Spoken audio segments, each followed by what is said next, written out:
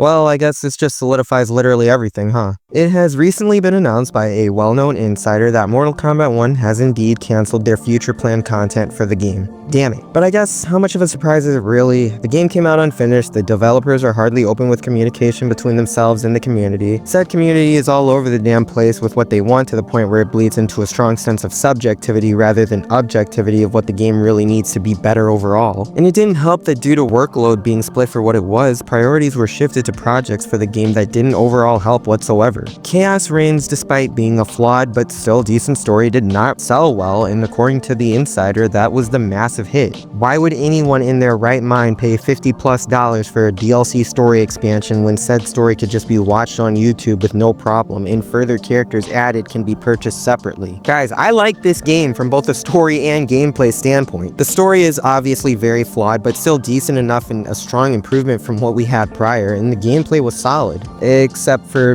the main feature.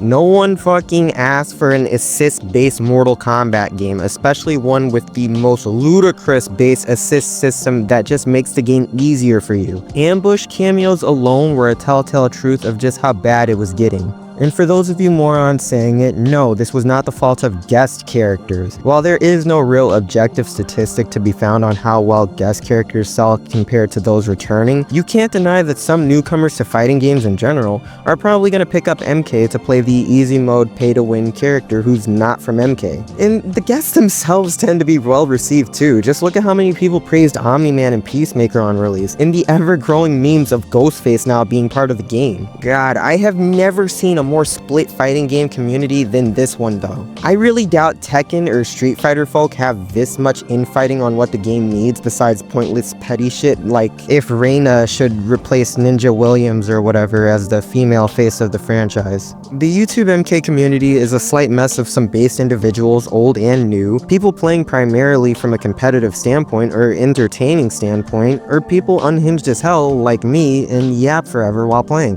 What the hell was I talking about again? Alright, yeah, I don't know, man. I mean, on one hand, I'm glad consumers can finally make their voices heard with their wallet or whatever, because, you know, it shows that developers do indeed need to listen to us for what we want, but at the exact same time, if I were in charge, why would I listen to Entitled Eddie on their 8th rant about how the story sucks because they didn't get what they exclusively wanted with their ship, or how the character they main exclusively actually sucks horribly and needs a desperate buff because they're not winning enough even though their character is perfectly fine with the greatest toolkit ever. Rather than the players who actually understand the game inside and out, every character on the roster and all offensive and defensive possibilities. And don't get me wrong, I'm not saying that pro players know everything and should dictate everything. You shouldn't follow their word like law, but you get what I mean here. It's understandable why the devs listen to who they listen to unless a grand majority of the fan base are requesting it. And like I said, that doesn't really happen too often since the community is so split the way that it is. Who knows, maybe if Sikander wasn't a homophobic asshole and actually participated in tournaments for once, they'd be down to buff Sub-Zero to the point where he's insane like they did Havoc.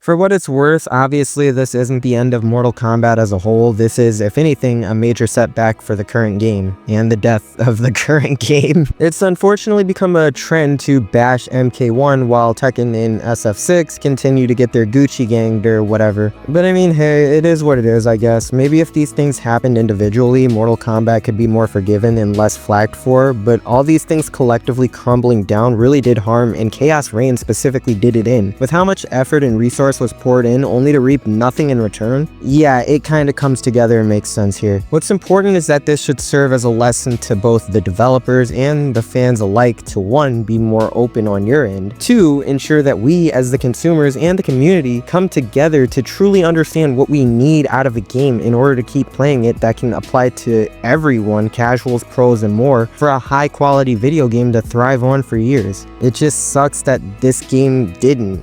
We couldn't even get past 2 years, unfortunately. This game was just a brutal step in the wrong bloody direction.